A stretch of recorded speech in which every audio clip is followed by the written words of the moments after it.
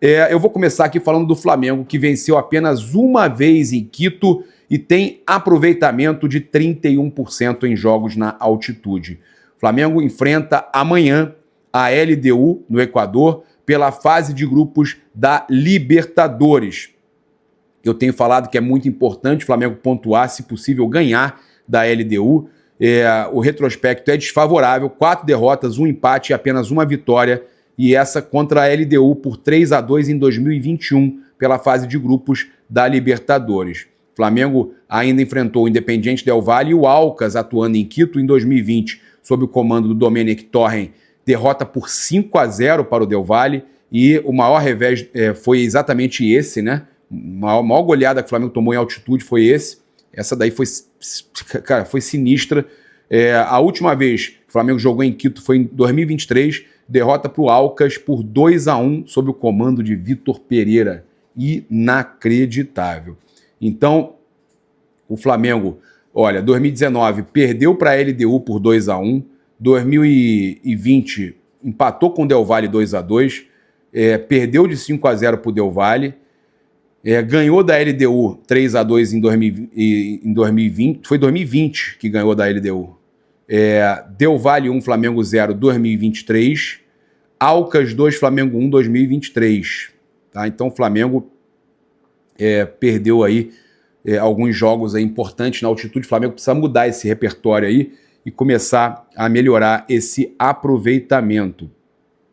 Olha só, o problema da altitude não está aí. Olha só, a gente teve aí a entrevista ao Coluna do Fla para Mônica Alves, sensacional a entrevista dela. Ela conversou com o José Quinteiro, defensor da LDU, e ele falou o seguinte para ela: o jogador que eu mais conheço do elenco atual é o Bruno Henrique, com quem tenho a camisa do ano em que eles foram campeões na Libertadores de 2019. Conseguimos trocar no Maracanã. Das 4 partidas, a marcante foi quando enfrentamos o Flamengo no ano em que eles foram campeões da Libertadores. Foi algo que ficou muito gravado na minha memória. Foi memorável porque, na verdade, conseguimos um resultado positivo contra um grande time e, bom, foi uma partida bem diferente, na qual tivemos e disputamos bastante com o Bruno Henrique. Naquela época era o ponta do Flamengo, ainda mas naquela época ele estava voando. A nossa postura como mandante sempre foi sair para propor o jogo. Somos uma equipe muito ofensiva em casa e é assim que se joga na Copa Libertadores. Contra o Central Córdoba, a verdade é que fomos muito fortes defensivamente e conseguimos conquistar um ótimo ponto na Argentina. Tá? Então, eles falando aí sobre o confronto com o Flamengo, né? Como é que vai ser esse confronto aí com o Flamengo, aí justamente o jogo de amanhã, Flamengo e LDU e Flamengo, lá em Quito. Agora eu vou chamar aqui o Gabriel Orfão, diretamente de Quito, no Equador. O torcedor equatoriano trouxe umas fotos dos jogadores do Flamengo. Tá querendo um autógrafo aí, tem o Felipe Luiz também. Muitos equatorianos aqui presentes no hotel para acompanhar a saída do Flamengo. Jogadores do Flamengo saindo com direção ao ônibus para o último treino antes do duelo com a LDU. Você já vê ali Luiz Araújo, Cleiton, Luiz Araújo, a primeira saída. Muitos torcedores equatorianos querendo ver Gonzalo Plata. Tá aí o Pedro Guilherme. Jogadores do Mengão chegando por aqui. E olha o Plata. O Plata foi pra galera, hein? Bruno Henrique tá passando por aí também. O capitão Coringa Gerson. Matheus Gonçalves, Arrascaeta, Juninho e o Plata em sua terra natal, atendendo os torcedores. O equatoriano Gonzalo Plata tá em casa. Aí o goleiro Agustín Rossi, o argentino, titular na meta rubro-negra. Gonzalo Plata atendendo todos os torcedores presentes aqui no hotel. O Michael vindo por ali. Gonzalo Plata agora sim vai em direção ao ônibus. Léo Ortiz, Danilo, Léo Pereira. O trio de zagueiros do Clube de Regatas do Flamengo. Felipe Luiz, junto do diretor José Boto. Aí o Felipe subindo e é isso. Finalizada a saída do Flamengo aqui, o embarque para o ônibus. O Flamengo tem nesta segunda-feira aqui em Quito e amanhã enfrenta a Liga Deportiva Universitária LDU pela Conmebol Libertadores. A questão da altitude, o tempo de adaptação, ele é longo, cerca de 2 semanas, o que não é compatível com o calendário brasileiro. O fato de a gente chegar 2 dias antes é mais por uma questão logística, da gente poder chegar no hotel, se alimentar, descansar, fazer um treino e ir para o jogo no dia seguinte. Os atletas chegaram bem, estão se alimentando bem, descansaram, não tivemos nenhuma intercorrência com relação à altura.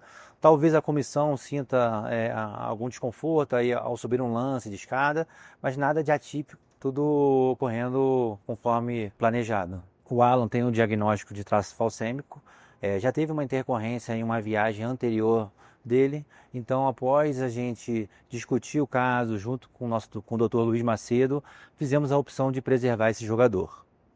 Já o Nico, ele já não se adapta bem à altura, ele relata que ele tem uma dificuldade, tem um esforço respiratório acentuado. Respeitando essa queixa do atleta, tomamos a decisão de não levá-lo para esse jogo. Como o Flamengo acabou de sair de um jogo no sábado, um clássico, um jogo com um extremo desgaste, nós trouxemos toda a estrutura do Ninho para o Equador, né? Nosso aparelho de bioquímica, toda a estrutura da fisioterapia, para a gente poder controlar esse desgaste. Todos os atletas agora pela manhã fizeram os testes bioquímicos, não encontramos nenhum atleta com desgaste acentuado e, portanto, vamos para o treino com esses atletas controlados. Com relação à alimentação, em jogos de altitude ela deve ser leve.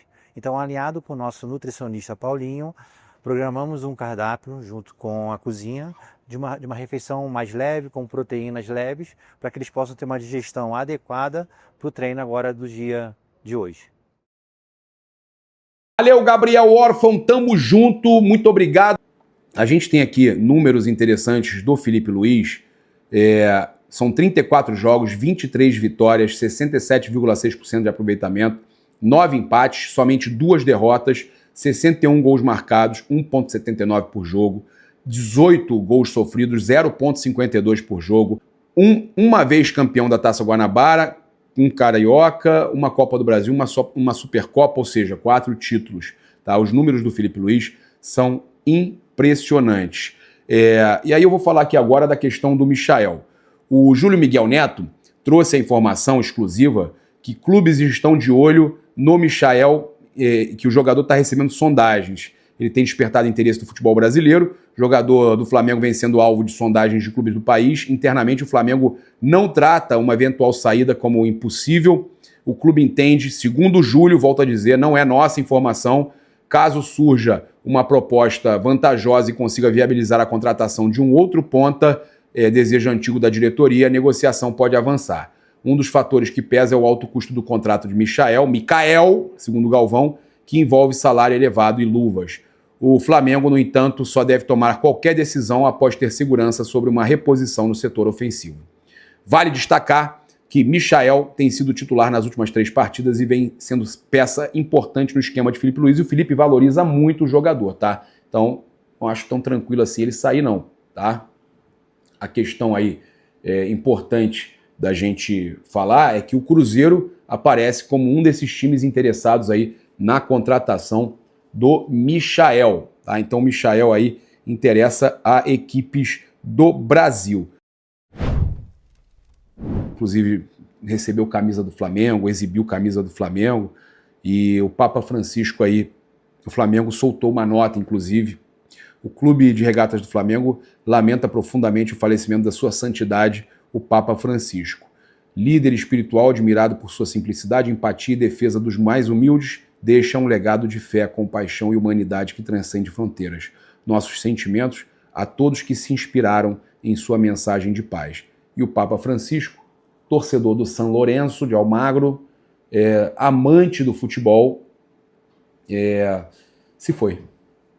Se foi e, com certeza, emocionou muitos devotos aí, católicos, mas legal, a gente tinha um Papa que adorava futebol, a verdade é essa, né? O Papa Francisco, ele era argentino, fã de futebol e torcedor do São Lourenço de Almagro.